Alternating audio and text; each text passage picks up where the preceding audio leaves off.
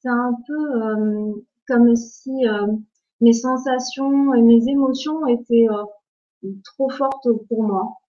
Euh, j'ai pas vraiment connu l'insouciance de l'enfance. Dès mon plus jeune âge et durant mon adolescence, j'ai été tourmentée dans ma tête. J'ai été angoissée. J'étais envahie en fait par une peur de l'abandon, un sentiment de culpabilité et aussi un sentiment d'insécurité. Alors c'était plutôt une insécurité affective parce que matériellement j'ai jamais manqué de rien. Par contre la relation avec mes parents était compliquée. À la maison je devais respecter beaucoup de règles. Mais paradoxalement, à l'extérieur, j'étais libre de faire ce que je voulais en fait. Et du coup, c'est ce que j'ai fait. J'ai commencé à sortir, à faire la fête. Et c'est à ce moment que l'alcool est entré dans ma vie. Alors au début, c'était occasionnel, juste pour m'évader le temps d'une soirée. Et puis quand j'ai eu mon indépendance, les choses ont empiré. J'ai ramené l'alcool chez moi, à la maison, et là, ma vie est devenue vraiment difficile. Je fréquentais pas mal de personnes qui avaient une mauvaise influence sur moi. Mais à côté de ça, je me souviens que j'avais une amie chrétienne. Et comme elle me voyait complètement perdue et désemparée, elle m'avait donné deux évangiles. Alors moi, je les ai rapidement rangés au fond d'un placard, sans même les ouvrir. Voir, en fait, je me demandais si elle comprenait vraiment ma détresse. Je voyais pas du tout le lien entre les évangiles qu'elle m'avait donnés et mes problèmes en fait. Mais bon, je l'aimais bien, elle était sympa. Et tous les ans, elle m'invitait à la fête de Noël de son église. Alors pour pas lui faire de peine, j'y allais.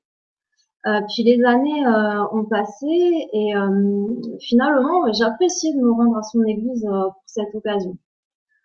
Ensuite, j'ai déménagé, j'ai changé de ville, mais en décembre 2011, malgré ça, j'ai décidé en fait de faire la route pour la rejoindre à cette fameuse fête de Noël.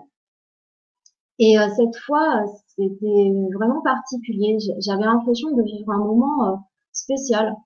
Et lorsque je suis retournée chez moi, dans ma voiture, j'ai eu la conviction que Dieu m'appelait. Alors je suis rentrée, j'ai trouvé une église près de chez moi et j'ai acheté une Bible. Et c'est là que j'ai fait la rencontre de Jésus. J'ai découvert qui il était et ce qu'il avait fait pour moi. Mais malheureusement, l'alcool était toujours présent et ma situation s'est encore aggravée. À ce stade, en fait, c'était moi qui avais une mauvaise influence sur les autres. J'arrivais plus à gérer, j'ai fini par m'isoler complètement, ne quasiment plus sortir de chez moi. Je voyais pas d'issue en fait. Je savais que Dieu m'aimait, mais lorsque j'étais sous l'emprise de l'alcool, je contrôlais plus rien. Je me mettais en danger et je mettais aussi les autres en danger. Du coup, un soir en 2014, j'ai voulu que tout s'arrête et j'ai tenté de mettre fin à mes jours. Alors je me suis réveillée en service de réanimation, donc j'avais fait un coma profond. Alors dans ma tête, c'était le brouillard complet. J'avais l'impression que ma mémoire et mes facultés cognitives avaient volé en éclats. Même mon âge, j'en étais plus très sûre. Donc j'ai été admise dans une clinique spécialisée en addictologie pour être sevrée. J'y suis restée plusieurs semaines. Alors ça n'a pas été facile, mais en même temps, j'appréhendais beaucoup la sortie. Et justement, la veille de ma sortie, une dame chrétienne a remarqué la petite croix que j'avais autour du cou. Donc elle est venue me voir et elle a commencé à me parler de Dieu. C'est comme si elle levait le voile en fait sur la signification de cette petite croix, bah, que moi-même j'avais plus ou moins oublié en fait. Et elle a conclu en me disant que je serais plus jamais seule. Et c'est à cet instant que je me suis souvenue bah, de Dieu et que j'ai compris en fait pourquoi j'étais toujours en vie. Lui, il avait toujours été présent près de moi, il avait veillé sur moi, même dans mes heures les plus sombres. Donc quand je suis sortie de la clinique, tout était nouveau pour moi. Il fallait que je me réadapte déjà à un nouvel environnement puisque bah, j'avais tout perdu du jour au lendemain. J'ai perdu mon travail, mon logement, mes amis. Il fallait aussi que je réapprenne à vivre sans alcool et avec en plus bah, des séquelles au niveau de mes facultés cognitives et au niveau de ma mémoire. Donc je repartais certes bon, de zéro, mais j'avais Jésus qui marchait à mes côtés. Et c'est grâce à lui en fait que bah, j'ai pu remonter la pente et petit à petit être restaurée. Lui, bon, il avait toujours été là, hein, mais en fait c'est moi qui avais souvent lâché sa main. Donc là, j'ai pris un nouveau départ avec Dieu. Et ce nouveau départ, il a été marqué par le changement de mon prénom.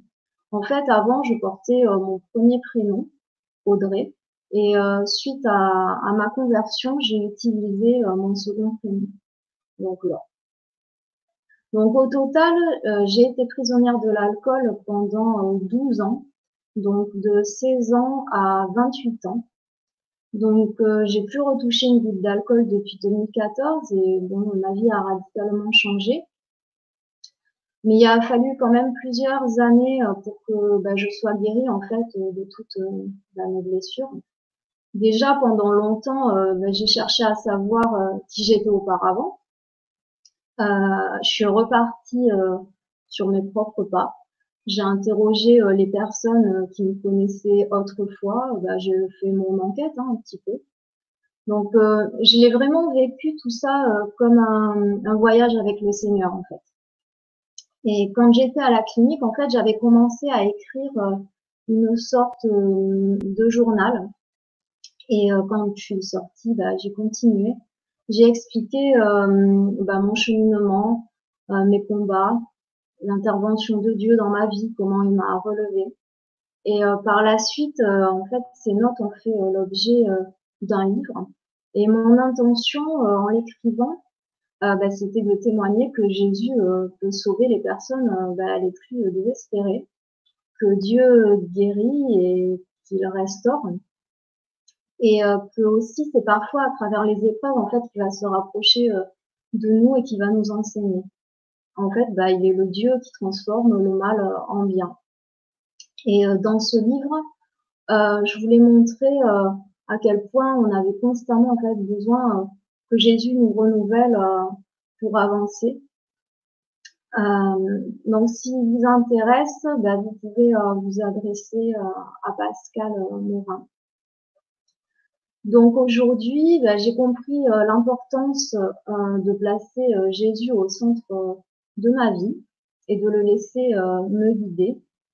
Et c'est vrai que quand je repense à mon parcours, bah, en fait, je suis juste ébahie bah, par l'amour immense de Dieu pour moi et aussi surtout par sa patience envers moi.